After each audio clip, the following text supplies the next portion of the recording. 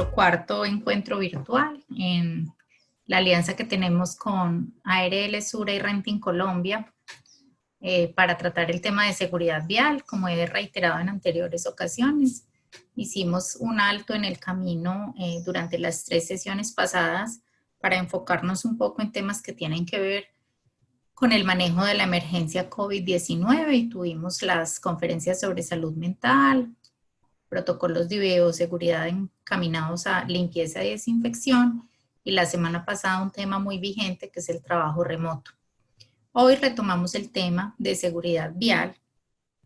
Ay, perdón Nati, no te avisé para empezar a grabar, ya puedes empezar.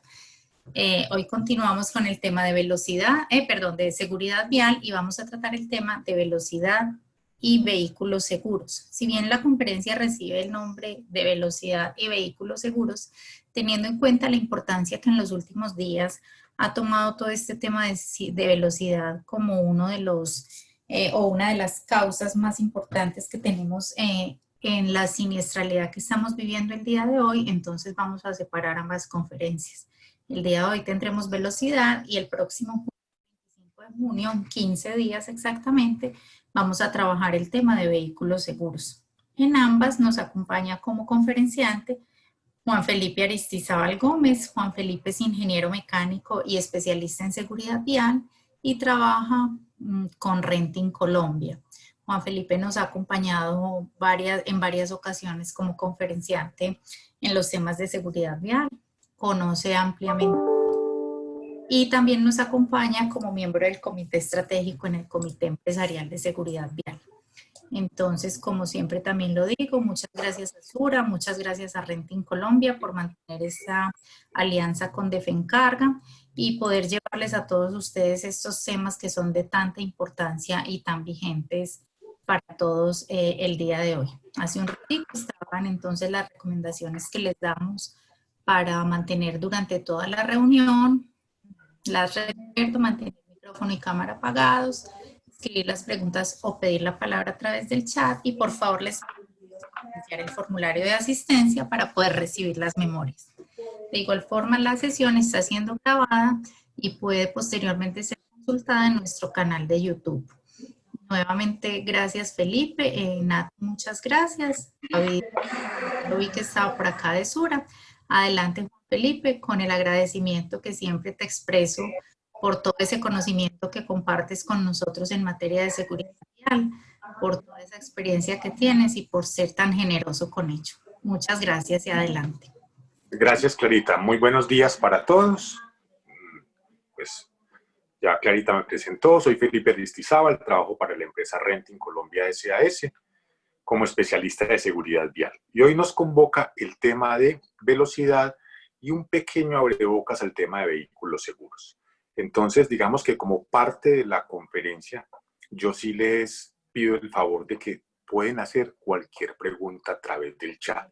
En la medida en que vamos avanzando en el tema, van a salir unos temas que para algunos es muy común, ¿cierto? Para otros no es tan común. Entonces, tranquilos, pregunten. Yo pienso que la mejor forma de aprender es preguntar.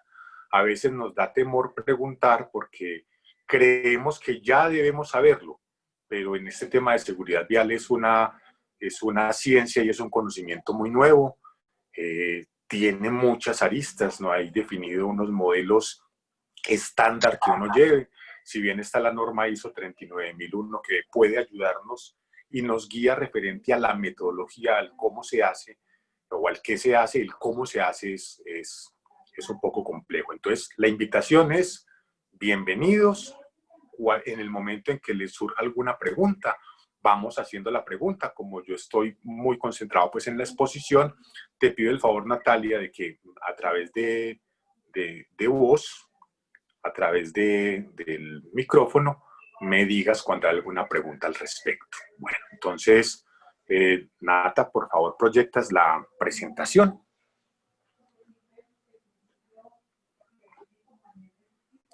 Listo.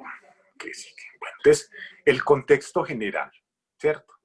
Todos hablamos de la velocidad como uno de los elementos fundamentales a controlar dentro de la seguridad vial. Y la charla va a estar muy enfocada, más una parte muy rápida, a lo que es el contexto general, ¿cierto? A qué es la velocidad, yo creo que ya lo hemos escuchado muchas veces, un par de videitos de sensibilización al respecto. Después vamos a ver otro vehículo que sufre también un siniestro producto de velocidad, no hay fatalidades, no hay sangre, son videos previamente analizados. Yo creo que arranquemos con el primer video, que dice vivir o morir, tú tienes la elección. Esto es uno de las causas o de las consecuencias de conducir a una velocidad inadecuada. Adelante, Natalia, por favor, con el video.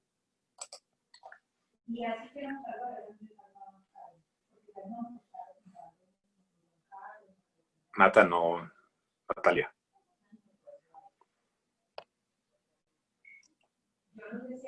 ¿Cuál? Nati, no nos funciona el video.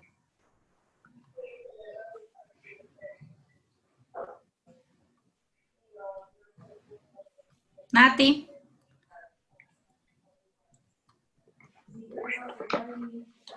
Perdón, ya lo vuelvo a poner. Pensé que se estaba viendo. Regáleme un segundo. Vivir o morir.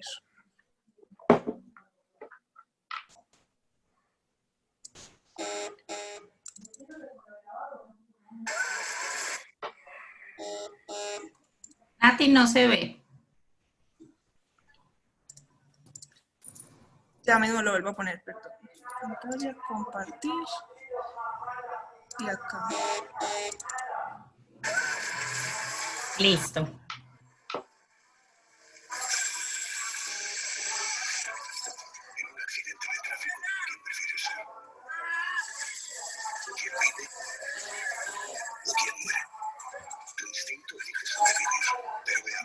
Tienes fractura de fémur, 2 costillas rotas y muchas contusiones. Tendrán que operarte, ponerte 2 plaques en el hueso, tomarás muchas medicinas para soportar el dolor. Un dolor que será más grande en el momento que descubras a un policía a los pies de tu cama. Has matado a tu mejor amigo y también a un niño de 7 años que viajaba en otro coche. No puedes mirar a la cara a sus padres, no puedes reconstruir los pedazos, no puedes mirarte al espejo. Todo esto no te dejará dormir por las noches y te engancharás a los ansiolíticos. Ingresarás en prisión por homicidio imprudente. La cárcel es un lugar en el que no te imaginas nunca.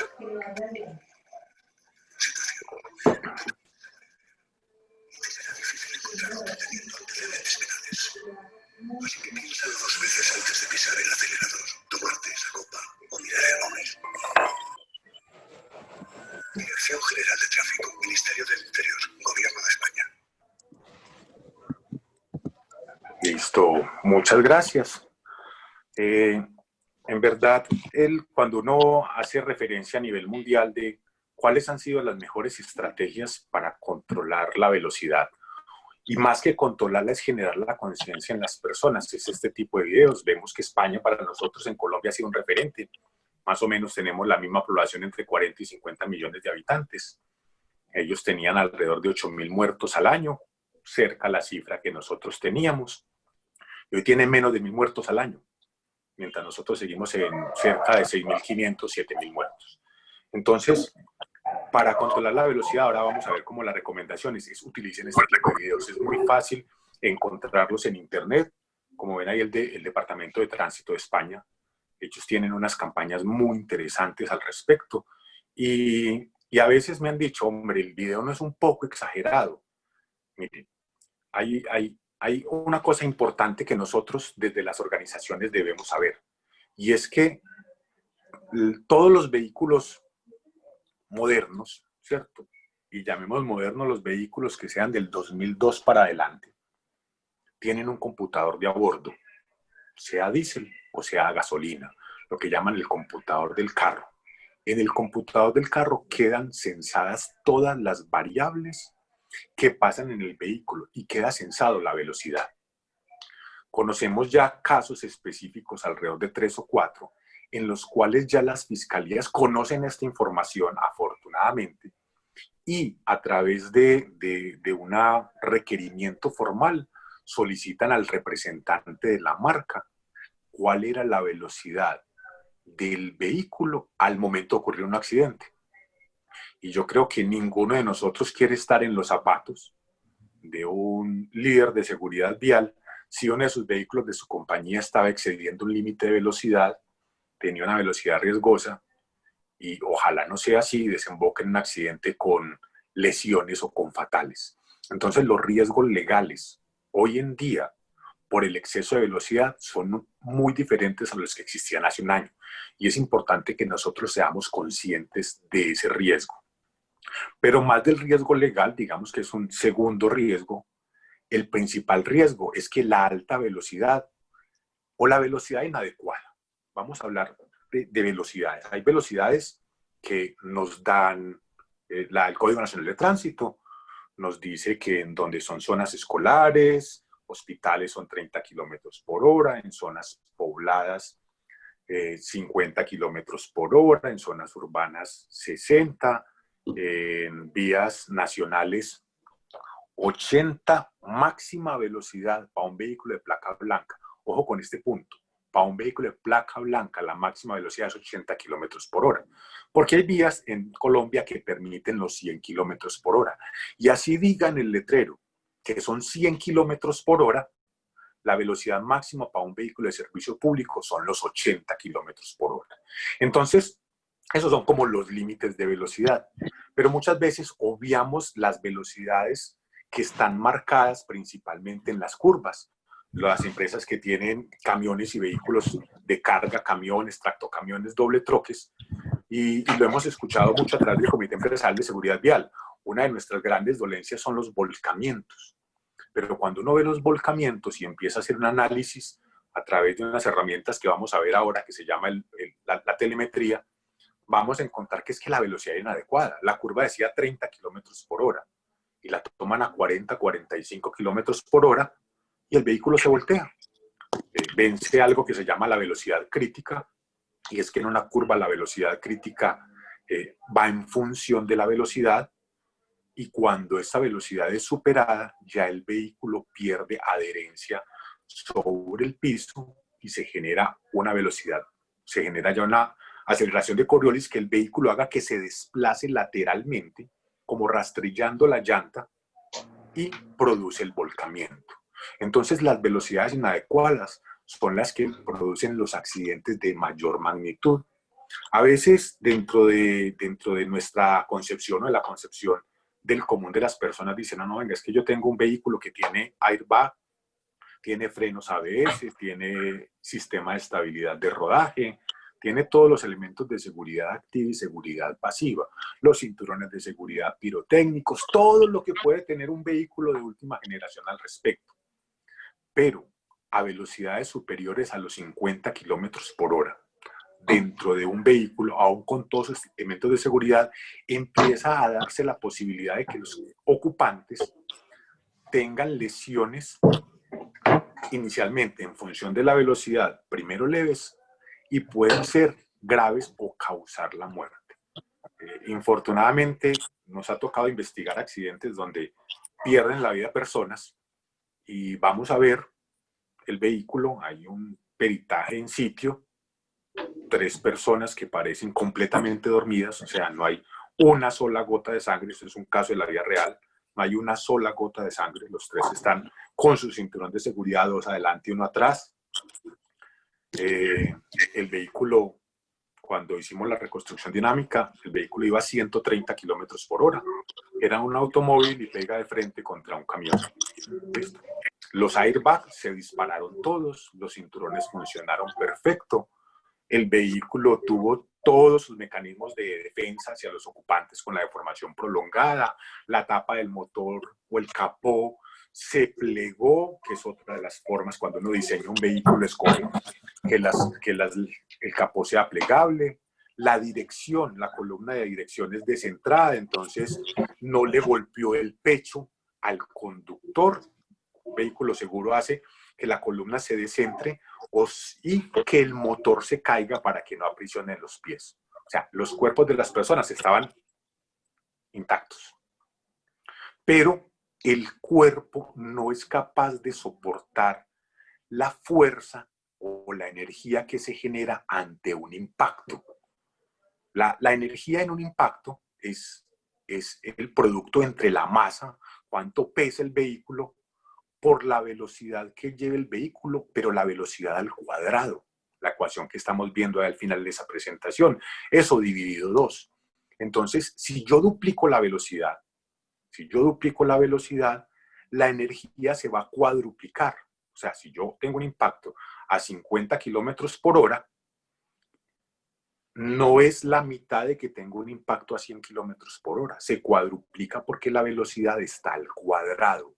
Entonces, por eso, lo más importante es el tema de control de la velocidad para disminuir las energías de impacto que ocurren cuando hay una colisión. A nivel mundial, nos dicen los organismos oficiales que cerca del 30% de las personas que mueren en accidentes viales es consecuencia de la alta velocidad. El 30% de las muertes se pueden evitar si no se excede la velocidad. Si uno toma las cifras más recientes publicadas por la Organización Mundial de la Salud, que habla de 1.325.000 personas que mueren al año por accidente de tránsito, o sea, 390.000 personas mueren en el mundo por exceso de velocidad. Y si tomamos las cifras de la Agencia Nacional de Seguridad Vial, en Colombia cerca de 2.000 personas mueren por exceso de velocidad. O sea, es una de las principales causas de los accidentes que generan fatalidades o pérdidas de vida. Pero más que las pérdidas de vidas, hay otras tragedias detrás de estos accidentes a alta velocidad, y son las discapacidades permanentes. Aquellas personas que de por vida quedan con una lesión que impide su movilización, personas que pierden la vista, personas que quedan con procesos cognitivos severamente afectados producto de estos accidentes de tránsito. Y obviamente, pues también impacta dentro de la sostenibilidad el factor económico. A mayor velocidad, vemos que la energía se va a incrementar al cuadrado de esta velocidad.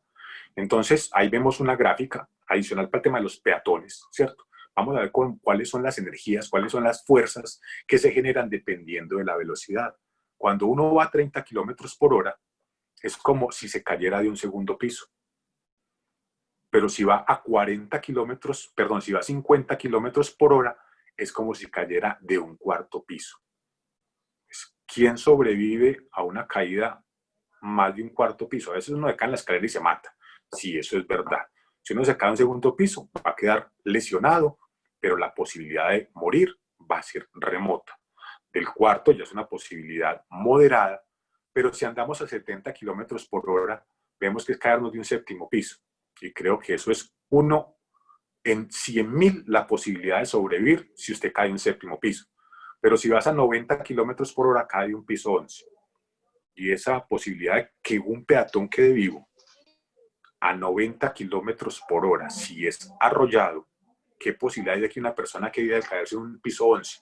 1 en 1.000.000. Esa sí no la pude calcular. Ha habido casos excepcionales en el mundo donde la persona se cae y hay una contracorriente, una corriente subvergente inversa, y el viento lo levanta, pero son como milagros que ocurren. O sea, velocidad equivale a alta posibilidad o de hacer que una persona pierda la vida, que quede discapacitada severamente y nos va a generar cuantiosos daños materiales. Entrando más a este tema del contexto general, ¿cierto? A este tema del contexto general, una cosa importante, y es que a veces no dimensionamos los riesgos del exceso de velocidad. Entonces, yo soy una empresa, tengo todos mis vehículos asegurados, tiene mi póliza de seguros, pero lo que muchos no sabíamos, o muchos no sabemos, es que las pólizas no son infinitas. O sea, las pólizas no cubren todo lo que valga un siniestro, ¿cierto? Una póliza puede estar estructurada dependiendo del tipo de flota, como techo máximo por responsabilidad civil, 300, 600, 800, 1.000 millones. Pongámosle una superpóliza, 3.000 millones de pesos. O sea, si yo lesiono a una persona por exceso de velocidad, o si yo estoy en una compañía que tiene su vehículo asegurado y ocurre un accidente de tránsito, y ojalá no sea así, una persona muere, dice, no, yo estoy cubierto con la póliza de seguros. Pues cuando los jueces de la República determinan en un proceso penal y en un proceso civil por homicidio, porque es que morir en un accidente de tránsito se cataloga como un homicidio, viene el tema de indemnización a la víctima, ¿cierto? Una indemnización a la víctima, dependiendo de la edad, dependiendo de su proyección de vida, puede valer 19.000 millones de pesos. Felipe, no se ha exagerado. Hay casos, y aquí en Medellín, de 19.000 millones de pesos como pretensiones iniciales. Vamos que sea una persona de 21 años estudiando una carrera profesional o terminando haciendo una maestría con 2 hijos, su familia depende de él, pues esa persona vale, no es que valga, ¿cierto? Debe ser indemnizada, vámonos a la mitad, 10.000 millones de pesos. ¿Por cuánto estaba la póliza? Por 3.000. Ah, listo. De los 10.000, 3.000 lo reconoce el seguro. ¿Qué pasa con los 7.000 restantes? Esos 7.000 restantes los debe pagar la compañía, porque la póliza no es infinita. Alguien escribió que no se escuchaba bien. Natalia, por favor, me confirma sonido. Natalia, ¿me confirma si el sonido está bien? Y Felipe, te estamos escuchando. Sí. Ah, bueno. Sí, Felipe, yo te escucho bien. Listo, muchas gracias. De pronto sea tu configuración del audífono si no alcanzas a escuchar bien. Entonces, listo, es el contexto general. Es decir, que nosotros, primero como personas, podemos responder con nuestro patrimonio o con pena privativa de libertad en caso de que tengamos un siniestro. Con exceso de velocidad, listo. Las empresas, pues obviamente tienen que responder con su patrimonio, con sus activos, o pues con su patrimonio, porque ¿quién tiene 7.000 millones de pesos de un día o para otro para indemnizar a una víctima? O tiene que utilizar ya otras pólizas de techo que son sumamente costosas. En conclusión, no crea que porque está asegurado no le va a pasar nada más que pagar un deducible si tiene un accidente. Y ya en el mundo, y ya lo estamos tomando también como ejemplo en Colombia, los accidentes, así como se penalizan como accidentes dolosos aquellos que sean bajo los efectos del alcohol, ya hay varios casos donde los excesos de velocidad también pasan de ser un homicidio culposo a ser un homicidio doloso. Y ya eso quiere decir que usted lo hizo con intención y tiene unas consecuencias legales para nuestras compañías, para el representante legal de nuestras compañías, que es el que tiene que responder con pena privativa de la libertad en caso de que así sea, por el tema de exceso de velocidad. Entonces, por eso y por todas las causas que hemos dicho, hemos traído hoy el tema velocidad como eje central de esta conferencia. Una charla muy abierta, muy dada a preguntas, pregunten todo lo que sea, una charla clara, concreta de la vida real, ¿cierto? Poca teoría, simplemente hay una ecuacióncita de energía, pero para entender por qué la velocidad se cuadruplica o se eleva al cuadrado cada vez que la excedemos. Bueno, veamos el video que sigue, ¿cierto? Por favor, Natalia, lo puedes proyectar. Ya lo pongo.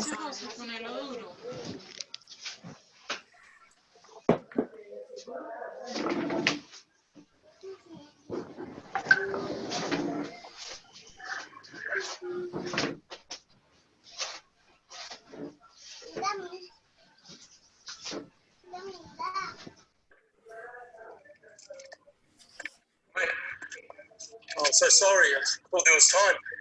He's just pulled out. I don't have time to stop. Come on, mate. It was a simple mistake. I know if I was going a bit slower. Please. I've got my boy in the back.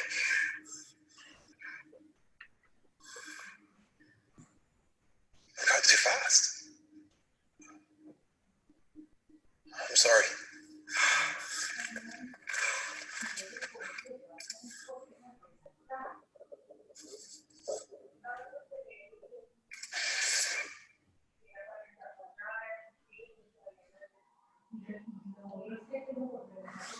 Natalia, muchas gracias. En el video ese video también lo tomó la Agencia Nacional de Seguridad Vial y lo tropicalizó para exponerlo en Colombia. No es que este es el video original. Varias cosas que uno observa. Por favor, la diapositiva siguiente, Natalia.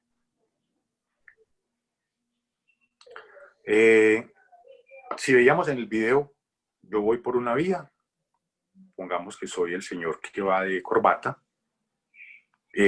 voy por una vía y alguien comete una imprudencia. Muy común que salgan de una vereda, salgan de un pueblo, listo. Vemos en el video que la distancia entre los dos vehículos era alrededor de 20 metros, 25 metros, listo. Si vemos a mano derecha, ¿cierto? A mano derecha vamos a encontrar cuál es la distancia mínima de frenado de un vehículo en función de su velocidad. Ahí veíamos en el video el tacómetro del señor que iba cerquita de los 110 kilómetros por hora. Listo. En la parte C, azul, el cuarto vehículo que está abajo nos dice que si yo voy a 110 kilómetros por hora y el piso está seco y en buenas condiciones, necesito 90 metros para que el vehículo se detenga. Si en el video habían 25 metros, 30 metros, la colisión es inminente. O sea, ocurre. Y muchas veces me dicen, ingeniero, no, eso no es verdad. O sea, hagamos una prueba. Yo voy a 65 y voy a pisar el freno aquí y verá que el vehículo se detiene en menos de 10 metros. Recordemos que cuando uno dice voy a pisar aquí el pedal, ya tiene su cerebro programado para pisar el pedal del freno. Estudios científicos nos dicen que cuando uno va conduciendo y se presenta un evento adelante, un incidente, una alerta, un vehículo que frenó, ese vehículo que sale de una vía veredal cuando yo voy en una autopista, el cerebro tarda cerca de 2 segundos para, primero, ver, interpretar qué es lo que está pasando. Posteriormente, él tiene que ir a su parte frontal del cerebro, donde está toda la parte del raciocinio, del proceso cognitivo, y determinar qué debía hacer ante la situación que está viendo. Y el cerebro rápidamente procesa. Si freno, si giro hacia la izquierda, si viene un vehículo atrás y tengo que poner direccionales, él va y evalúa todos los riesgos que hay y todo ese proceso se demora 2 segundos. Más la distancia de frenado del vehículo es lo que nos da las velocidades que aquí estamos viendo en esta diapositiva. Es decir, que si yo en una ciudad voy a una velocidad de 90 kilómetros por hora, ¿sí? 90 kilómetros por hora, y decido frenar, voy a avanzar 65 metros. Yo hago el ejercicio al revés. Quien quiere conducir a 90 kilómetros por hora, yo le tapo los ojos por 2 segundos. Y miremos cuál es su posición final. Son 65 metros. O sea, la distancia de frenado va directamente relacionado con la velocidad del vehículo. Y en la parte de abajo, gris de la gráfica, vemos cuando el piso está húmedo o las condiciones producen el deslizamiento del vehículo, carreteras destapadas, fangosas, con piedra, cuando está lloviendo. Hablábamos de 160 kilómetros por hora. El vehículo se desplaza 35 metros. Si el piso está mojado, se va a desplazar 88 metros. Esto parece muy teórico, ¿cierto? Parece muy teórico. Pero cuando nosotros analizamos accidentes de tránsito diariamente, accidentes, siniestros viales severos, encontramos versiones como el piso estaba mojado, yo estaba cogiendo una curva y el carro se me deslizó. Venga, los carros no se me deslizan solos, ¿cierto? Si una curva dice que tienes que cogerla a 60 kilómetros por hora y tu coeficiente de fricción se altera porque el piso está mojado, obviamente el vehículo va a derrapar. O venía bajando por una vereda, la carretera estaba destapada, ¿cierto? Yo pisé el freno y el freno no respondió. No va a ver el freno. Mira la telemetría, el señor sí pisó el freno, pero es que se vino deslizado 14, 15 metros y venía a una velocidad de 40 kilómetros por hora bajando por una vereda con pantano. Entonces, por eso hacía la diferencia entre la velocidad máxima, ¿cierto? O el exceso de velocidad con la lógica y el raciocinio que debemos tener a tener velocidades adecuadas. Bajo condiciones adversas, las velocidades deben ser unas velocidades mucho menores que los límites máximos para prever ese tipo de accidentes que nos van a ocurrir cuando las condiciones son adversas. Felipe, 2 preguntas. Sí. Aquí nos dice Andrés Ríos, cuando habla de frenar según la gráfica y los metros que ocupa detener el vehículo, ¿estamos hablando de frenar en seco? Estamos hablando de frenar en seco, ¿cierto? Estamos hablando de frenar en seco, con vehículos con ABS, ¿cierto? El ABS, si usted se pisa el pedal del freno del ABS, lo que va haciendo es que evita que las ruedas pierdan adherencia. O sea, muchas veces, sobre todo en los vehículos viejos, cuando frenan y suena el chillido del frenado, dice, uy, qué frenado. Cuando eso pasa, cuando la rueda se queda quieta, lo que hace es que se pierde la fricción que hay entre la llanta y el pavimento se convierte en una línea uninaria. O sea, ya está dejando de frenar. Lo que está haciendo es deslizando. Entonces, sí, es cuando usted pisa el pedal en seco, cuando usted oprime todo el pedal del freno. Esa es la distancia. Y la otra pregunta, ¿cuál es? Estas distancias de frenado son para automóviles. Son no para para automóviles, vehículos así de es. carga. Ajá. Para vehículo de carga se incrementa mucho más, ¿cierto? Es fácil encontrarla en cualquiera de la literatura que existe en Internet. Esto es simplemente para un automóvil. Y entre mayor sea el vehículo, recordamos por allá que depende de la masa. En la medida en que aumente la masa, aumenta linealmente la distancia de frenado. Bueno, ¿qué nos genera los excesos de velocidad? O las velocidades inadecuadas, ¿cierto? Primero, pues, hay una mayor potencial de pérdida del control del vehículo. Accidentes de todas las semanas, ¿cierto? De todas las semanas. Yo venía, se me apareció un perro, por tratar de esquivar el perro, perdí el control del vehículo y me volteé. Uno va y analiza a qué velocidad iba antes de que se apareciera el perro, ¿sí o no? Venga, vos vas a una velocidad extremadamente alta, entre más rápida sea la velocidad, la capacidad de maniobra es mucho menor y cualquier acción que hagas va a tender a sacarte de la vía. Ahí yo creo que podemos colocar, no, todavía no, listo. Decíamos que hay una reducción en la eficiencia de frenado, pero además hay una reducción en la eficacia de los sistemas de protección. Entonces, todos recordamos un accidente que hubo en una camioneta de alta gama que tenía 12 airbags de uno de nuestros cantantes folclóricos y la persona falleció, ¿cierto? Tenía, sí, 12 airbags, pero es que los airbags no te van a salvar la vida a esas velocidades. Afortunadamente, el freno de esa camioneta o el impacto camioneta no fue en seco, sino que hubo una disipación por movimiento, pero murió, así tuviera 12.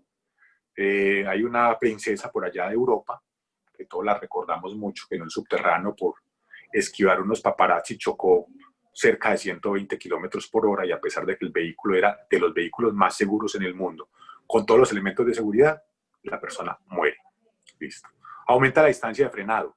En la distancia de frenado, yo creo que quienes investigamos accidentes, quienes investigamos siniestros viales, encontramos un choque muy común, que es el choque por alcance o el choque por no conservar la distancia de seguridad. Es que el de adelante frenó y yo no alcancé a frenar y le pegué por detrás. Es que el de adelante frenó imprudentemente haciendo que yo lo golpeara por detrás. Es normal dentro del ser humano tratar de trasladar la culpa a otros.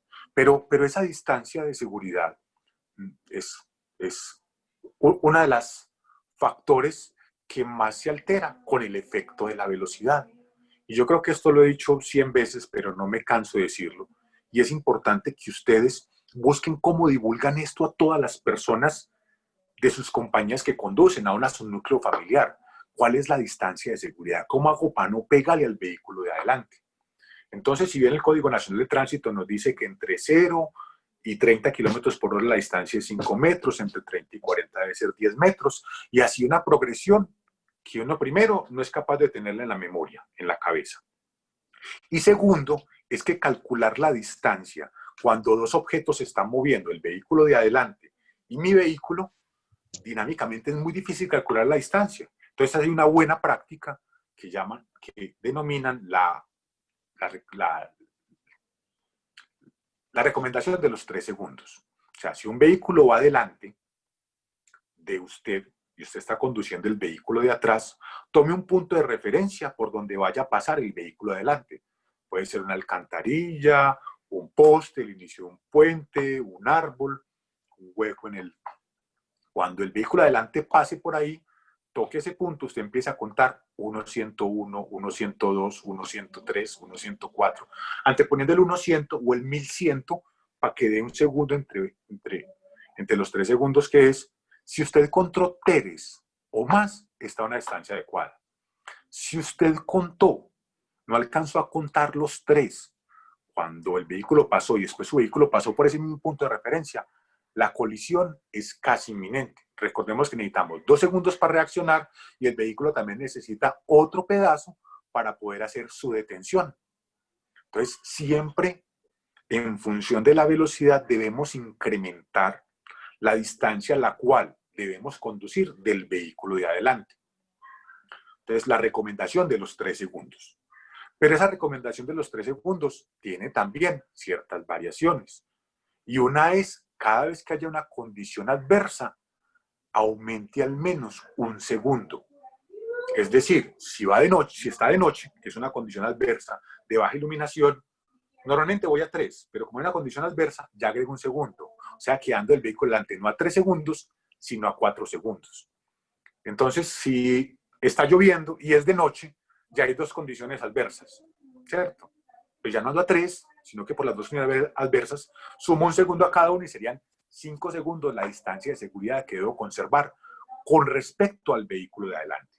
Y ahí estamos hablando de automóviles, camperos, camionetas. Listo. Porque un vehículo, entre más grande, un camión, un doble troque, un tractocamión, entre más grande tiene más masa y necesita más distancia de frenado. Entonces, dentro de las recomendaciones, de las buenas prácticas de la distancia de seguridad, adicional a esos 3 segundos, con cada adición por una condición adversa, hay una buena práctica, ¿cierto? Eso no exactamente no es, pero es muy buena, y es por cada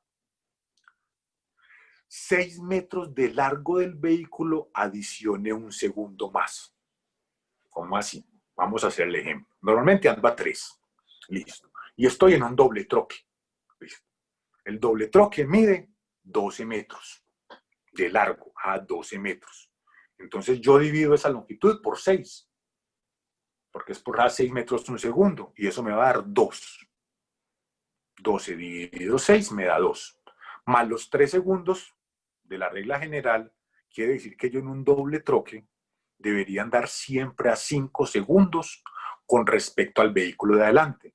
Y si una tractomula mide 18 metros, 18 dividido 6 me da 3, más los 3 segundos, yo en una tractomula siempre debería conducir a mínimo 6 segundos de distancia con respecto al vehículo de adelante. Entonces, nos aumenta la distancia de frenado, como vemos ahí. Hicimos la explicación también cómo lo podemos hacer. Esto es fácil de recordar en nuestros conductores y en nuestras personas cercanas que conducen. Indiscutiblemente aumenta el grado de lesiones en caso de un accidente a mayor velocidad, mayor cantidad de lesiones. Hablamos ya de las consecuencias económicas, ¿cierto? Las consecuencias legales y también las consecuencias psicológicas. Algunos conductores se ven severamente afectados cuando tienen accidentes en los cuales pierde la vida una persona o lesiona una persona. Y algunas consecuencias de esas son consecuencias de por vida. Listo. Y hay una parte del aumento del consumo de combustible. En la medida en que incrementamos la velocidad, la resistencia aerodinámica del vehículo se incrementa sustancialmente, se incrementa de forma exponencial. Alguna vez hacíamos un cálculo rápido en tractomulas, Decimos, oiga, tractomulas, ¿qué pasa si pasamos, si reducimos un 5% la velocidad? Eso nos daba un ahorro cercano a 1.300.000 pesos anuales en una tractomula. Pero si tengo 200, son 200 millones de pesos anuales. O sea, que cada 2 años yo podría comprar una tractomula más, simplemente reduciendo el 5% la velocidad promedio. Y por eso hoy en día muchas empresas, incluyendo la nuestra, incluyendo Renting Colombia y sus filiales, tenemos una política interna y es, así la vía diga 80, la máxima velocidad es 70 kilómetros por hora. Reducir la velocidad previendo estos riesgos, pero entonces sí, ¿cuáles son las consecuencias? Entonces, listo, miremos cuáles son las consecuencias. Obviamente, si velocidad, distancia sobre tiempo, en la medida en que se disminuya la velocidad, el tiempo en la ruta se va a incrementar. Y aquí es importante que desmitifiquemos eso. Pues no es un mito, es verdad, esa es la ecuación. Sino que uno dice, no, jefe, es que si usted ya me pone a andar a 70 kilómetros por hora, yo ya no voy a llegar a la hora que tengo que llegar. Pues nosotros nos dimos a la tarea de probar 20 rutas en Colombia, en todas las tipografías. Alta montaña, plana, ondulada, combinado de 0 a 1.000 metros, de 1.000 a 2.000 y de 2.000 a 3.000 metros sobre el nivel del mar. Y empezamos acompañando el conductor, ¿cierto? Con personal administrativo, y vamos a andar a 70 kilómetros como máximo. A ver cómo se incrementa el tiempo. Eso no se hace en el escritorio. Y coincidentemente, de las 20 rutas, en 19 rutas llegamos más rápido. Solo en una nos demoramos, en 400 kilómetros, 5 minutos más. Entonces, ¿qué pasó? ¿Se dañó la física? No. Es que la velocidad es una disculpa para algo que se llama la procrastinación. Y es dejar para lo último la salida o el recorrido de un viaje. Entonces, cuando yo me montaba en la tractomula acompañante a hacer el viaje,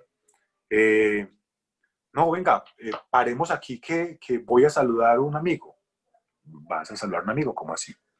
Ah, no, ingeniero, es que tenemos que estar en Bogotá a las 8 de la noche, ¿sí o no? ¿Y para qué salimos ya? Nosotros nos demoramos nada más las 8 horas, yo voy a hacer una vueltecita 2 horas y después salimos. Entonces empiezan a aplazar los tiempos que tenemos programados desde la logística. Y ahí es cuando se reduce como su margen de tiempo y los conductores tienden a acelerar. Entonces me demoro para salir, hago pausas innecesarias y eso es lo que realmente afecta los tiempos de recorrido.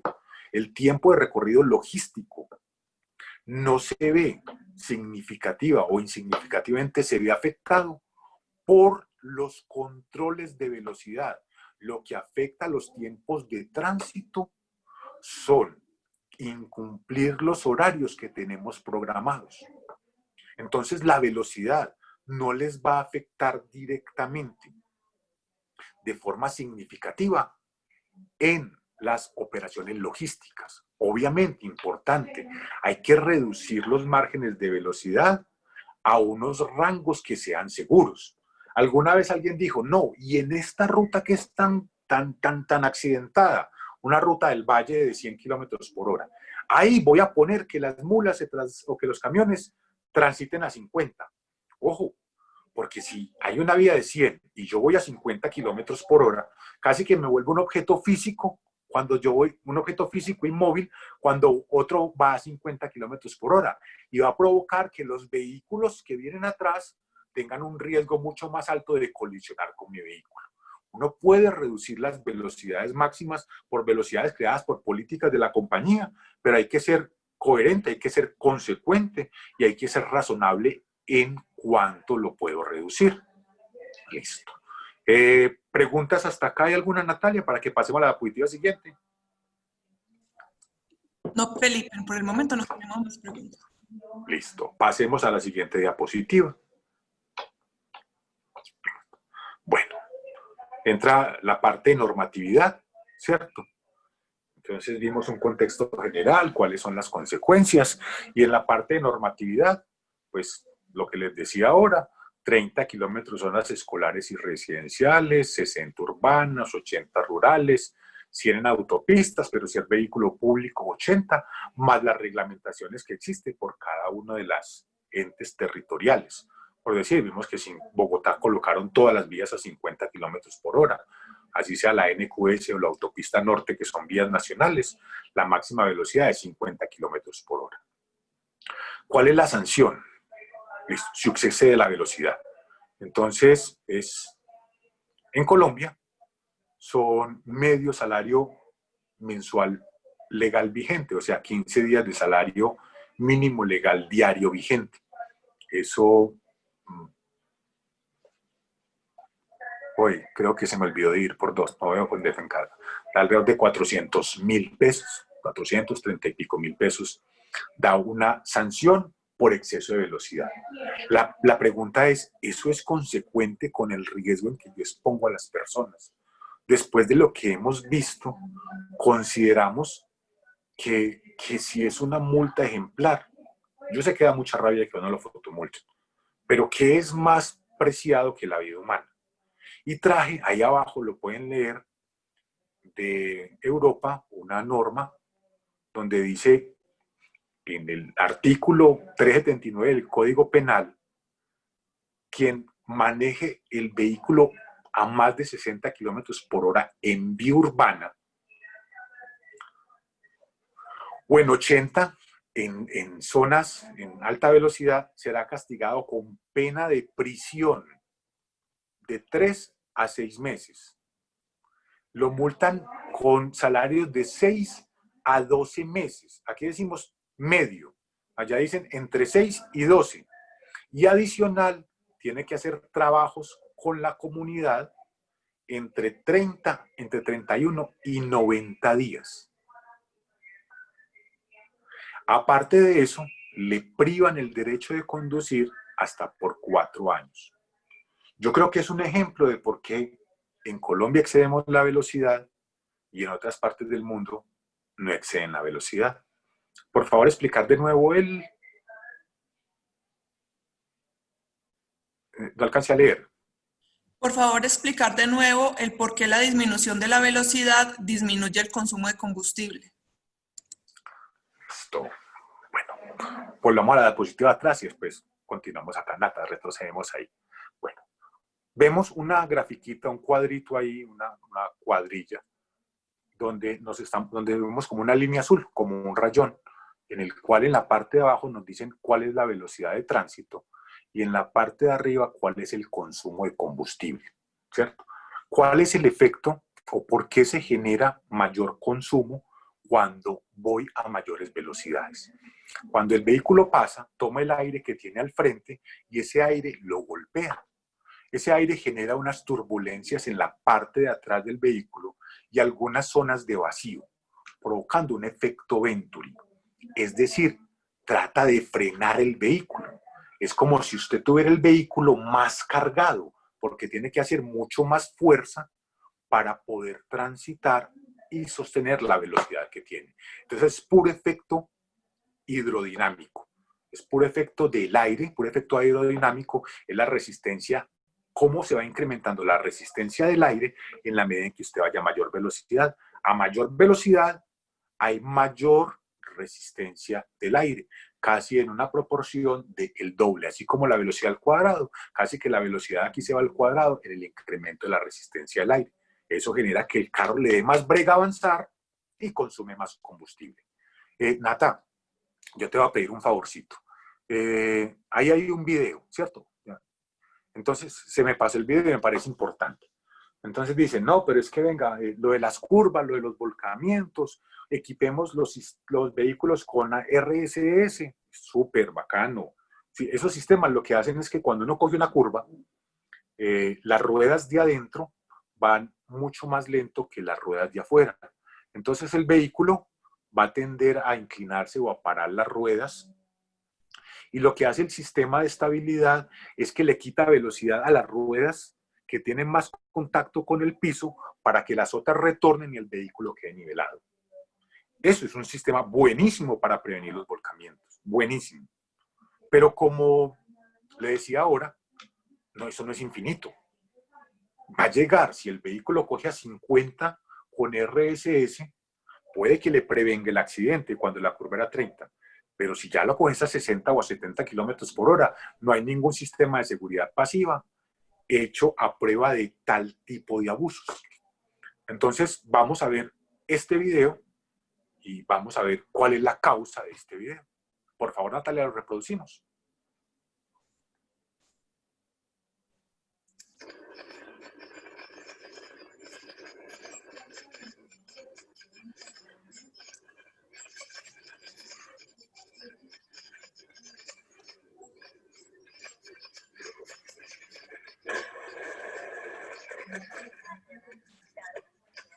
Listo.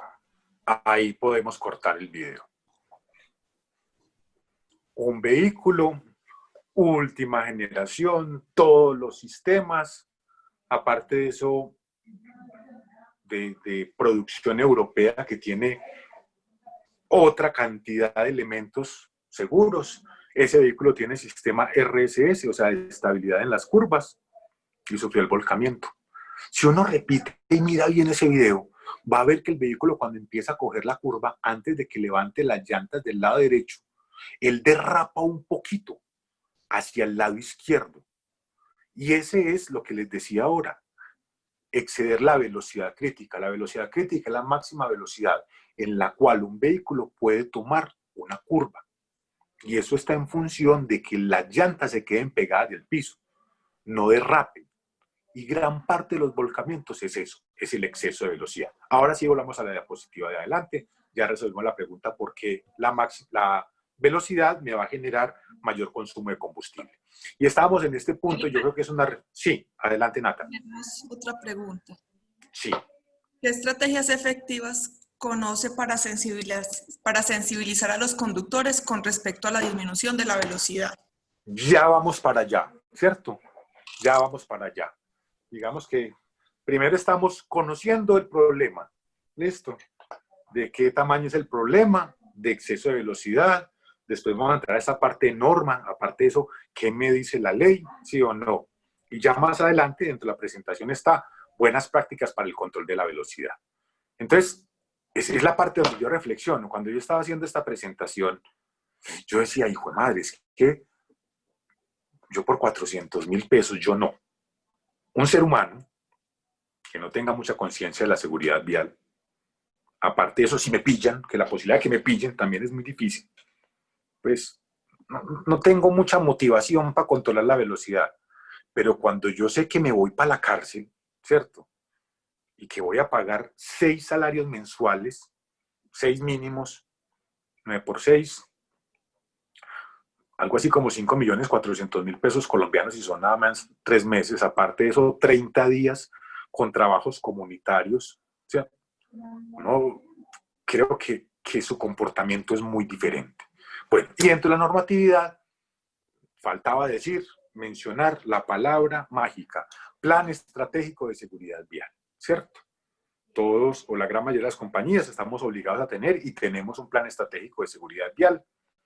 Recordemos que dentro de la normatividad del Plan Estratégico de Seguridad Vial, la resolución 1231 es la que dice cuáles son los criterios para avalar un plan estratégico de seguridad vial.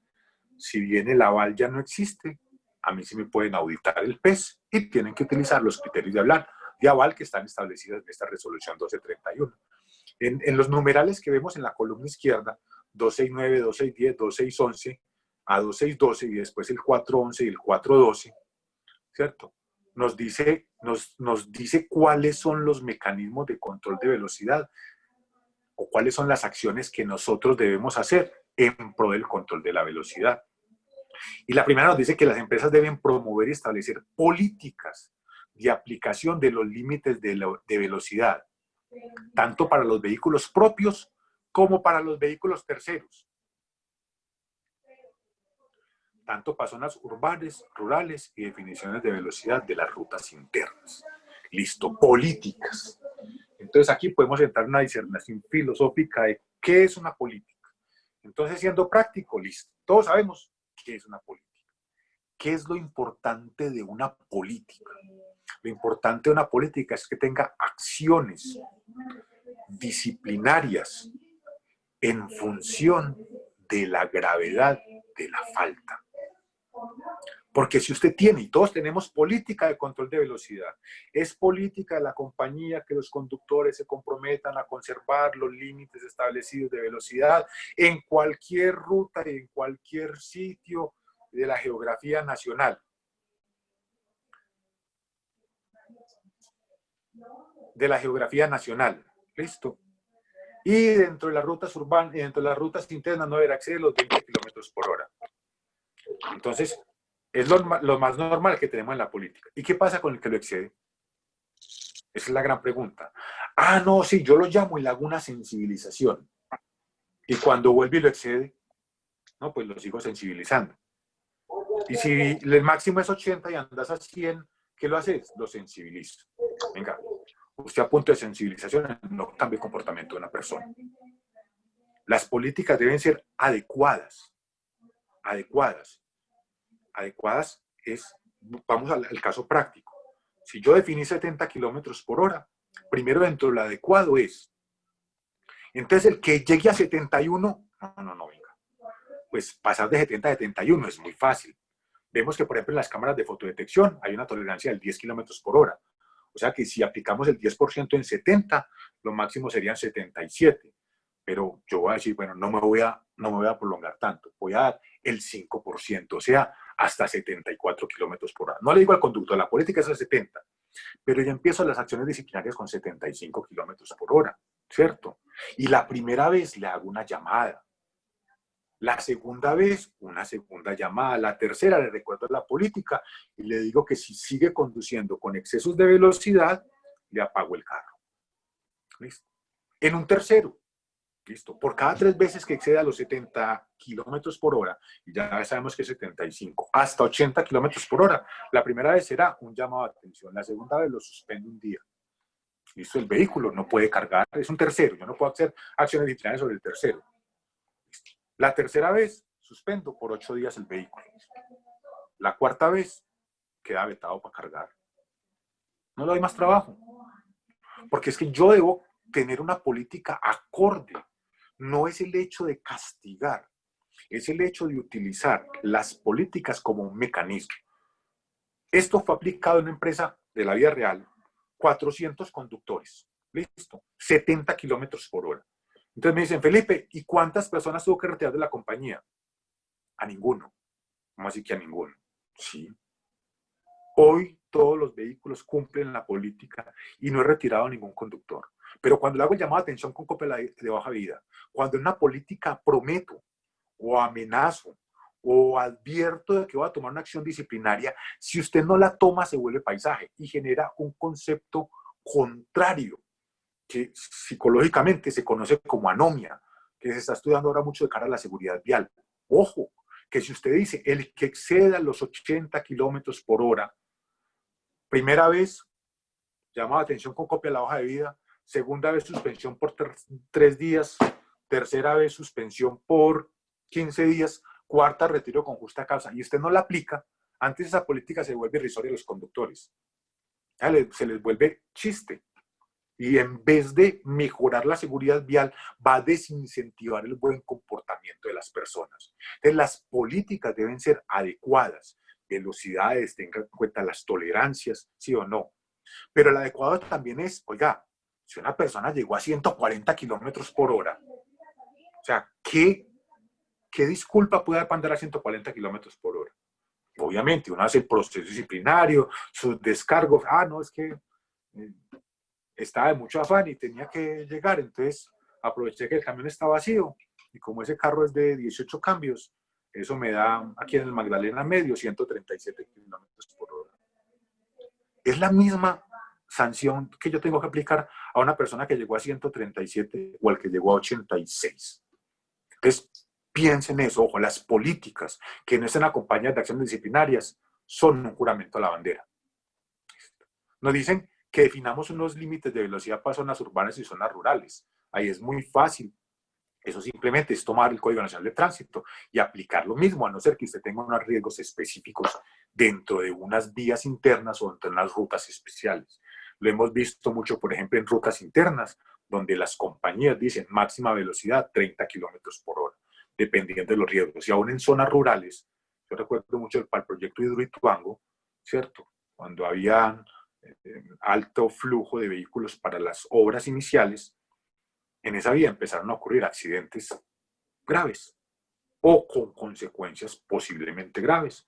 Se hizo el análisis de la ruta y si bien hay partes donde dice que puede andar a 50 o 60 kilómetros por hora, por el tamaño de los vehículos, nosotros establecimos que la máxima velocidad de tránsito desde los llanos de Cuiabá, cuando sale de la troncal a la costa, es 30 kilómetros por hora. Entonces, las políticas son, decíamos, adecuadas para el tipo de riesgo, para qué tipo de falta comete, para la reincidencia de las faltas. Bueno, dar a conocer a los conductores las políticas, ahí es muy importante, cuando usted va a conocer una política y la política de velocidad, que la persona escriba su nombre, su número de cédula y firme, y guarde esas evidencias de que usted efectivamente divulgó la política de velocidad. Igual puede aplicarla para todas las políticas. Puede entregar todas las políticas juntas. Hay personas que dentro del Plan Estratégico de Seguridad Vial juntan todas las políticas. Hay un capítulo que se llama Políticas y rápido explican cuáles son sus políticas. La empresa cuenta con mecanismos de control de velocidad y los monitorea. Mecanismos, que es un mecanismo de control de velocidad. Y los monitoreo. ¿Y eso qué diablos es? ¿Cierto? Bueno, yo creo que ahí habrán diferentes mecanismos. Ahorita vamos a ver el tema de telemetría, porque es un mecanismo. Yo cómo controlo la velocidad de un vehículo. Hay varias formas de controlarlo, pero ahorita que entremos en las recomendaciones, los vamos a ver. La máxima velocidad de circulación de los vehículos, decíamos, hay que establecerla, numeral 4111. Y el otro dice que existen elementos en la vía que fortalezcan el control de la velocidad. Esos que empiezan por 4 son para las rutas internas, ¿cierto? El capítulo de las rutas internas. Entonces ya vemos lo que es la normativa en Colombia y que nos exigen las resoluciones de cara a la seguridad vial. Natalia, pasamos a la siguiente diapositiva, por favor. Listo, ahora sí. ¿Cuáles son las buenas prácticas? Claras, sencillas, fáciles de incorporar y sobre todo efectivas. Lo primero, y ya lo hablamos, cree y divulgue una política de velocidad adecuada. Pero aparte de eso, controle lo que están haciendo. Y si alguien le incumple, hágala cumplir, acompañada con acciones disciplinarias, no para retirar conductores, para promover la seguridad vial. Y seguro que cuando un conductor, yo recuerdo una vez viajé a la costa, me salió un conductor que no conocía, y me dice, ajá, y tú fuiste el que me hiciste suspender 3 días. ¿Por qué? ¿Por qué? Acordame. Sí, por el tema de velocidad. Yo, sí fui yo. Yo pensé que el señor me iba a vaciar, como decimos aquí en Antioquia. Me iba a decir unas palabras fuertes y me dice que muchas gracias.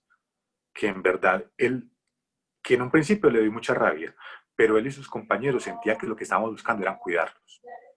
Y me contó 2 o 3 historias de compañeros que le contaban a él que decían que desde que estamos andando a menos velocidad, a 70 kilómetros por hora, pudieron prevenir de que un accidente ocurriera. Entonces, política, listo. Defina los límites de velocidad utilizando las normas que existen en Colombia. Los análisis de riesgos propios dentro de sus rutas externas y entre sus rutas internas. Y promueva elementos que favorezcan la reducción de la velocidad. Bueno, ¿qué son esos elementos? Es muy sencillo. En la ruta interna está un reductor de velocidad, un policía acostado, como le decimos aquí, un resalto, ¿cierto? De esos resaltos portátiles que venden en los almacenes de cadena en plástico que utilizan en los retenes. Utilice unos elementos que ayuden a reducir la velocidad. Pero hablando del vehículo, ¿qué puede hacer para reducir la velocidad? Ya hay varias cosas. ¿Listo? Ahorita las vamos a ver. Pasando al punto siguiente, contar con mecanismos de control de velocidad y monitorearlos. Recuerda que nos pedían eso. Bueno, ¿y cómo monto yo eso? sea, ¿qué mecanismos puedo tener yo como compañía para controlar y monitorar la velocidad? Entonces, lo primero que tenemos como herramienta o como mecanismo es el control de las infracciones y las fotodetecciones. Recordemos que por estar obligados al Plan Estratégico de Seguridad Vial, nosotros debemos controlar las infracciones, incluyendo las fotodetecciones, que es un tipo especial de infracción de todos nuestros conductores. Usted consulta según sus procedimientos internos cada 8, cada 15 o cada 30 días cuáles son las infracciones que tienen sus conductores. Y ahí se puede identificar si la infracción corresponde a un exceso de velocidad. Y detectado ese mecanismo, vuelve y lo asocio a la política, ¿cierto? Vuelve y lo asocio a la política. Entonces, mecanismo 1, control de infracciones y fotodetecciones, con atención específica en el tema velocidad. Y aquí vienen ya las ayudas sobre los vehículos. ¿Listo? La telemetría, en esto soy reiterativo, la telemetría es una de las herramientas más importantes para mejorar la seguridad vial. ¿Listo? Aquí vamos a hablar solo de velocidad.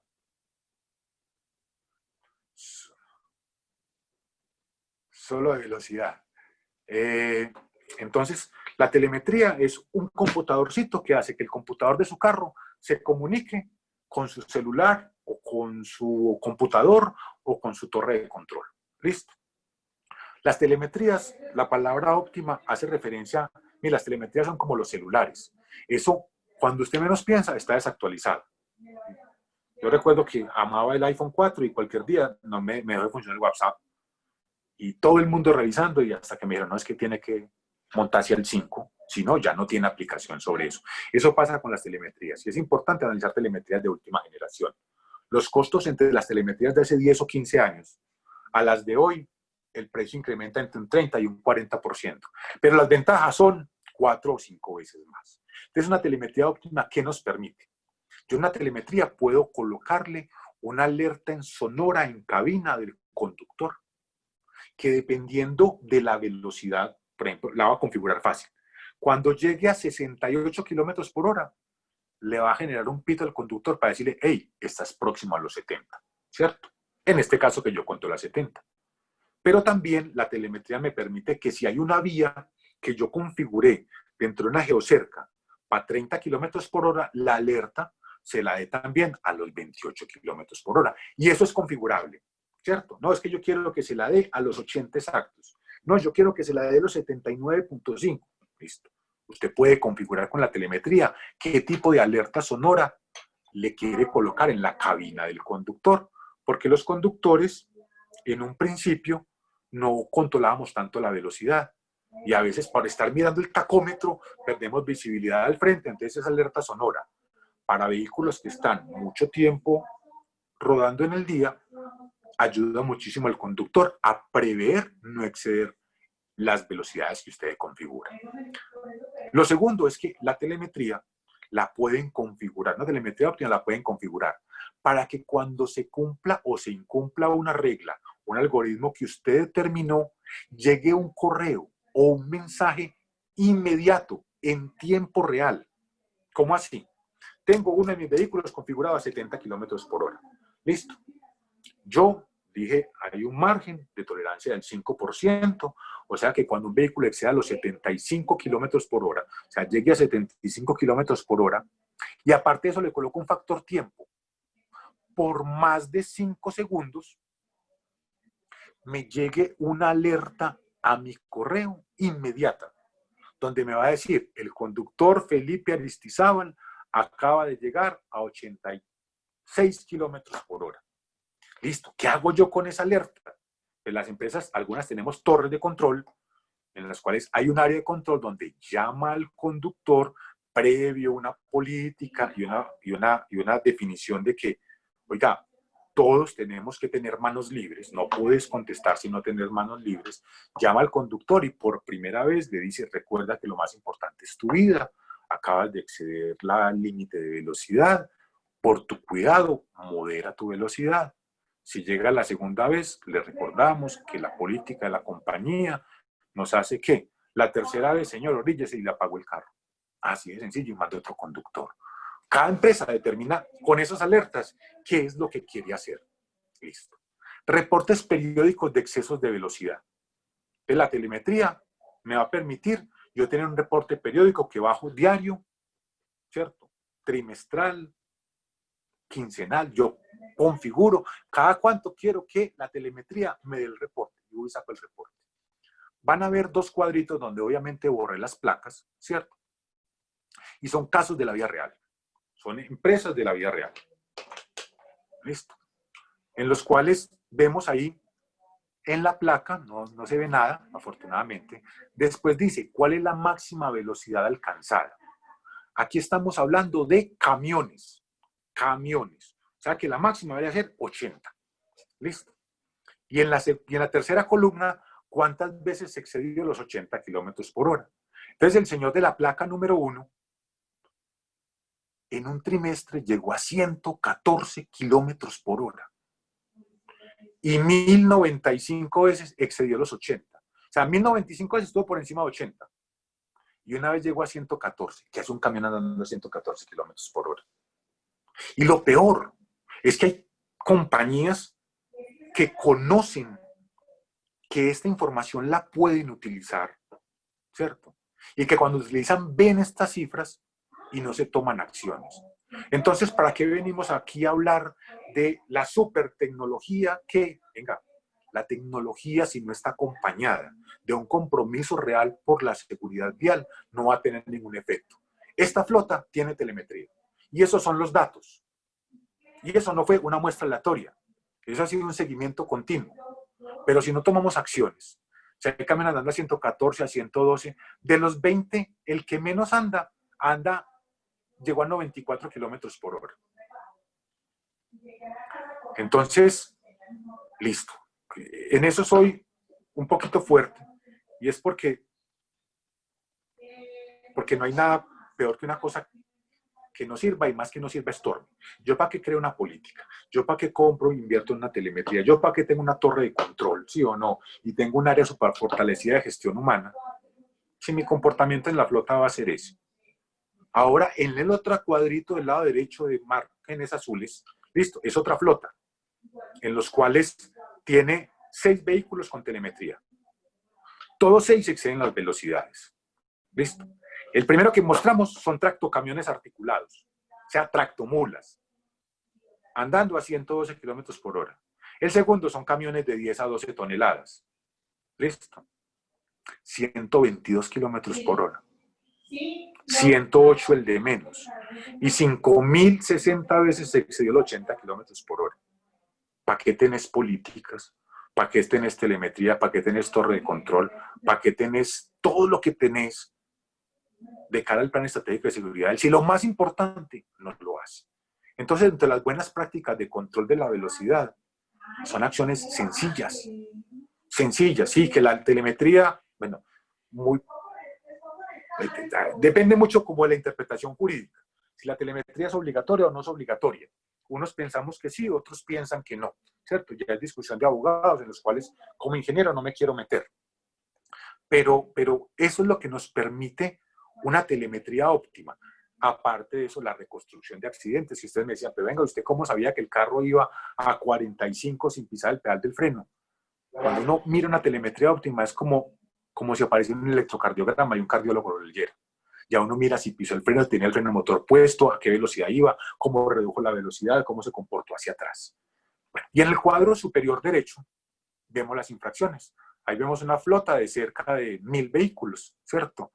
De 1.000 vehículos. ¿Y cuáles son las principales causas de las fotodetecciones?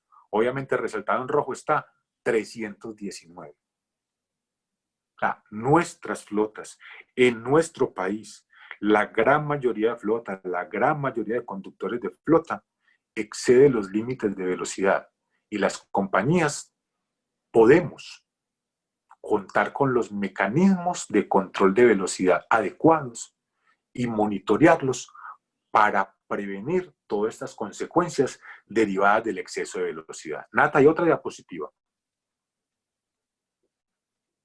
Natalia. Hola. Hola, Felipe. Sí, tenemos acá... ¿Qué hay otra diapositiva? Sí, Pero teníamos acá una pregunta. Ah, bueno, listo. Una persona levantó la mano. Ya. En el chat Sí. nos dice Gabriel Berrío, ¿hay algún estándar para fijar la velocidad límite en una empresa? Bueno, un estándar para definir la velocidad límite en una empresa. O sea, definir la velocidad límite. Primero, hay una norma técnica colombiana que determina cuál es la velocidad dependiendo de las condiciones de la vía, ¿cierto? Es lo primero. Sin embargo, cuando uno aplica esa norma para el diseño de vías, necesita uno ser un ingeniero civil en vías para entenderla y para aplicarla. Y aparte de eso, para traducirla en cuál debe ser la máxima velocidad. Usted dice, la velocidad crítica o la velocidad de rápido. El mejor mecanismo es el análisis de riesgos, ¿cierto? El análisis de riesgos y el estudio del arte. ¿Qué han hecho los que le han servido? Entonces, yo estoy dentro de un centro comercial. ¿Cuál es la velocidad máxima dentro de un centro comercial? Pues, no hay que estudiar mucho para no decir, máximo 20 kilómetros por hora, ¿cierto? Entonces, si tú tienes vías internas en las cuales son del tipo de alto tránsito, en el cual hay cruces de vías, hay intersección entre peatones y entre peatones y camiones, los límites van a ser muy variables dependiendo de tu nivel de riesgo. O sea, por donde pasa un peatón, ¿cierto? Dentro de mi vía interna, máximo 10 kilómetros por hora. Es más, vemos que entre la normatividad colombiana, la máxima velocidad en la que debe transitar un vehículo donde hay una cebra o un cruce peatonal es 30 kilómetros por hora. Entonces, uno se basa en las buenas prácticas. Puedes buscar la norma técnica colombiana para diseño de velocidades en vías o aplicar el estado del arte. ¿Quién lo ha hecho? ¿Cómo lo ha hecho? ¿Y qué le ha funcionado? Y eso depende mucho del estado de la vía. Y eso depende mucho del tipo de riesgos. Hay que hacer un análisis concienzudo al respecto. Todos vemos que hay puentes que son de 60, hay puentes de 40 y hay puentes de 50 kilómetros por hora. Y yo los miro y yo, esos puentes son igualitos para mí, ¿sí o no? Pero hay unos análisis de riesgos que determinan en cada sitio cuál es la máxima velocidad. Pero en rutas internas, mire los mejores. Eso va en rutas internas entre 10 y 20 kilómetros por hora. ¿Alguna otra pregunta? Tenemos a Cristian Camilo que levantó la mano. No sé si quiere activar el micrófono y hacer la pregunta. Cristian, adelante. O si no, continuamos. Listo. Bueno, entonces, acabamos de ver todo el tema de velocidad. Algunos quedarán con muchas reflexiones y, pues madre, yo tengo que hacer esto. Mira que no es tan difícil. Otros dirán, es que eso es casi que obvio. Sí, la seguridad vial parece obvio, pero requiere un muy buen análisis para uno determinar cuáles son los planes de acción. Hay que utilizar ponderaciones de riesgos, R, Python, modelos analíticos, ¿cierto? Pero la ventaja de los que no han recorrido ese camino es que muchos ya lo hemos recorrido, ¿cierto? Y llegan a lo más importante, ser simples pero efectivos. Y esas acciones que vieron ahora para velocidad son simples pero efectivas. Entonces, terminando el tema velocidad, este es el abrebocas para el tema de vehículos seguros, ¿cierto? Y traje una sola diapositiva. Y son las barras antiempotramiento, barras metálicas, barras de protección metálica, bicicleteros, jaulas, como las quieran llamar. ¿Listo? Ahí hay un accidente. El señor no sufrió lesiones considerables, solamente laceraciones. Nosotros no buscamos no el morbo, ¿cierto? Pero sí la verdad de las cosas. Esas son las llantas de atrás de un tráiler. O sea, hacia adelante queda el vehículo. Mire que hacia adelante de la primera rueda no hay ninguna barra. Entonces, hay una teoría que dice que en estos vehículos eso genera un efecto Venturi. O sea, chupa a la gente para que se meta debajo de eso. Sí, hay un efecto Venturi, pero que pueda chuparse una persona, no sé. Me reservo mi opinión, ¿cierto? Lo que sí sé es que cuando usted mira el nivel de exposición, cuando una persona se cae, cuando un ciclista, cuando un motociclista se cae, o cuando impacta con un vehículo de estos, la exposición va directamente hacia el área de contacto. Y ese es el hueco más grande que tienen los vehículos. Y es tan común, qué lástima decirlo, tan común, que las personas, los ciclistas y los motociclistas mueran estripados por la llanta de atrás de los camiones y los trailers. Es muy, muy común. Vean, lo digo desde la empresa Renting Colombia. Nosotros hicimos una transformación de la seguridad vial basado en muchas cosas, ¿cierto? Pero digamos que el principal detonante es que la gerente de gestión del humano, o sea, la que gerenciaba la seguridad en el trabajo, la que gerenciaba la seguridad vial, murió estripada por la llanta de atrás de una volqueta. Iba en una moto, hubo un incidente, ella cayó de la moto y cayó preciso a ese hueco. Hubo estripamiento de la parte superior del cuerpo, no hubo nada que hacer. O sea, esto no es ajeno, esto pasa infinidad de veces.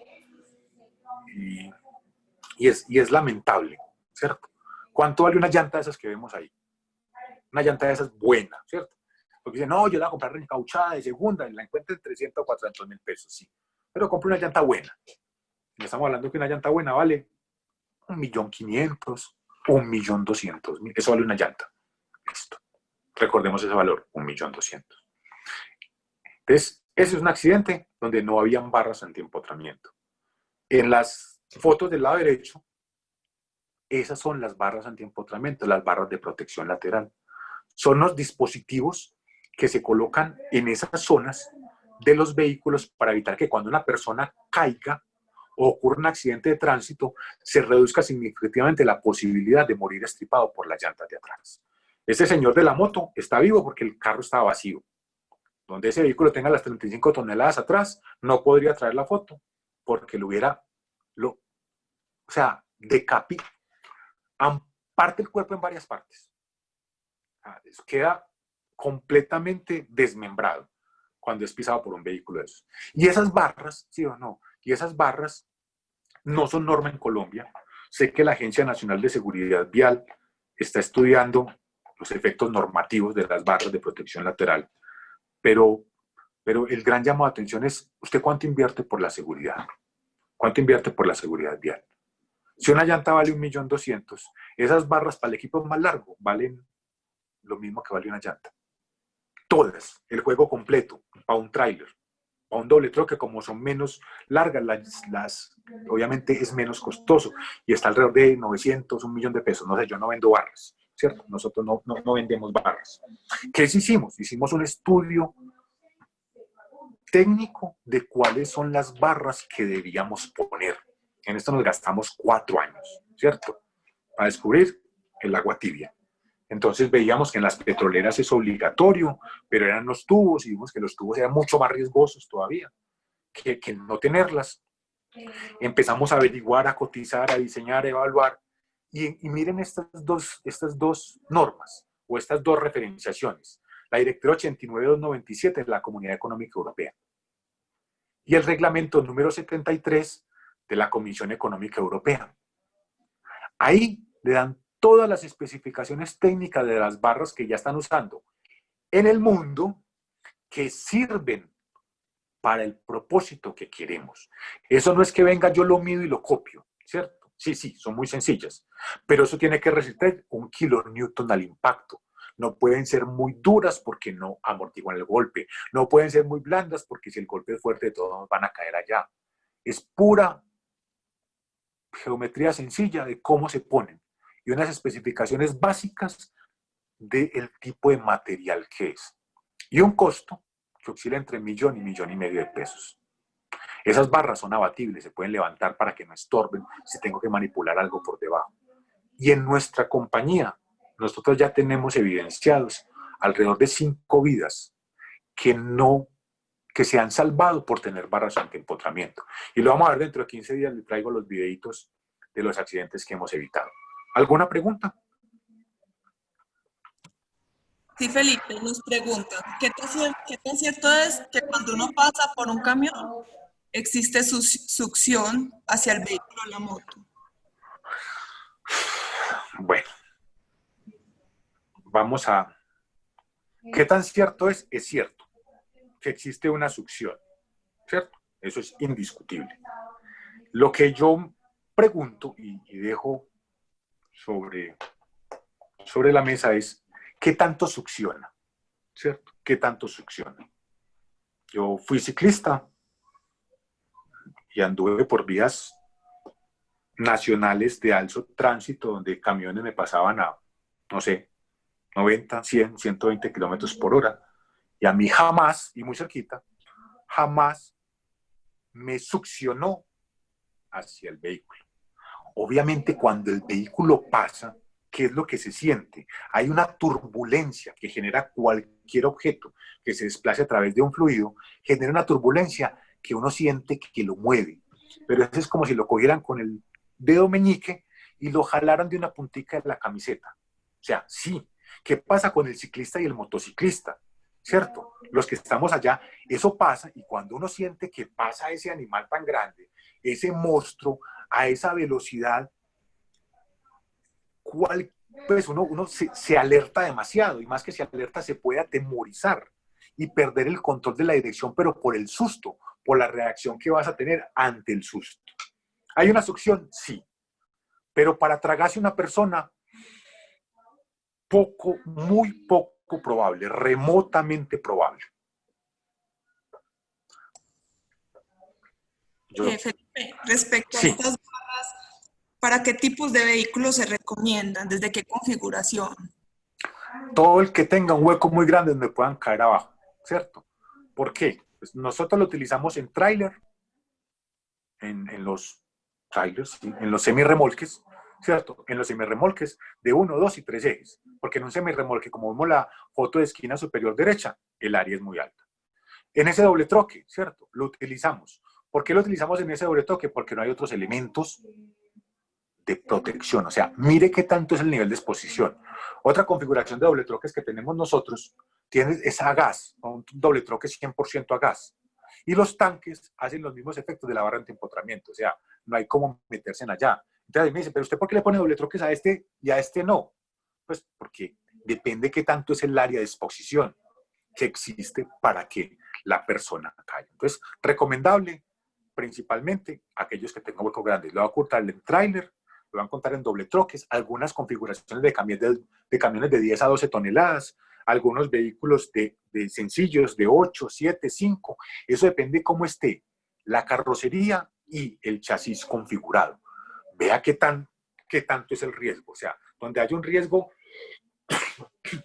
medianamente probable de que una persona al caer caiga en las llantas de atrás, es recomendable tenerlo.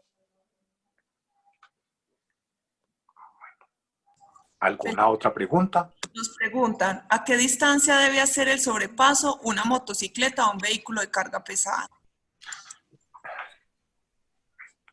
La norma colombiana dice que debe sobrepasar utilizando el carril completo. O sea, si yo soy un motociclista y adelante va un camión y yo tengo que rebasarlo, debo cambiar de carril para adelantarlo. Debo utilizar el otro carril, no el mismo carril, ¿cierto? Entonces, no, esa es como la parte de la normatividad. Importante, en eso no hay una regla exacta, ¿cierto? Cuando uno va a adelantar un camión, dependiendo en dónde, a qué hora, si la curva es permitida y es abierta o es cerrada, listo. Yo utilizo diferentes mecanismos. Cuando usted vaya en una motocicleta a adelantar un vehículo de carga pesada, ¿cierto? Si la vía es recta, utilice el otro carril. Así la vía esté recta y es de noche, haga cambio de luces para que lo vean. Si se aproxima una curva en la cual es permitido, utilice la bocina de la moto de una forma de advertencia. Ay, pipi, te voy a sobrepasar. Entonces, la norma es utilice el otro carril, pero tome todas las medidas de prevención posibles, ya que los puntos ciegos, entre más grande sea el vehículo, son mucho mayores. O sea, uno manejando una tractomula ve una motocicleta si está adelante a más de 3 metros y de resto lo ve de milagro. Son más las partes donde no se ven a pesar de que yo tenga espejos de Way, los puntos ciegos son muchos. Entonces cambie de carril y utilice todas las prevenciones, dependiendo de cuáles son las condiciones de la vía y la hora de la vía, para utilizar otros mecanismos adicionales para que te puedan ver. Ya me pasé para el chat, listo. Bueno, ¿alguna otra pregunta? Ya no sé si alguien más tenga otra. Listo, entonces no me queda más que agradecerles por haber estado acá, por haberse permitido el espacio de, oiga, yo realmente como compañía lo puedo hacer, esto no es difícil. Y realmente aquellas empresas como nosotros, en Renting Colombia, que tenemos una responsabilidad social como un principio fundamental de la compañía, es un honor poder transmitir a ustedes este conocimiento sencillo, ¿cierto? Pero efectivo, para seguir salvando las vidas de las personas en la vía. Felipe, muchas gracias. Muchas gracias por tu generosidad, con esa generosidad que siempre has tenido con el conocimiento. Muchas gracias a todos nuestros asistentes el día de hoy. Recuerden, los que no han diligenciado, por favor, el formulario de asistencia, hacerles llegar las memorias. Y la conferencia que muchos han preguntado queda grabada en nuestro canal de YouTube, en el canal de YouTube de Defencarga. Entonces, creo que en el día de hoy o a más tardar mañana estará montada allí. Y los invitamos muy especialmente para seguir con este tema como tan de actualidad, tan apasionante, encaminado a salvar vidas, a que nos acompañen en el 25 de junio, también jueves, a las 10 de la mañana, en lo que se refiere a vehículos de lo cual hizo ya Felipe, pues, un abrebocas. Entonces, de nuevo, gracias para todos y como siempre les digo, cuídense mucho, que estén muy bien. Hasta luego.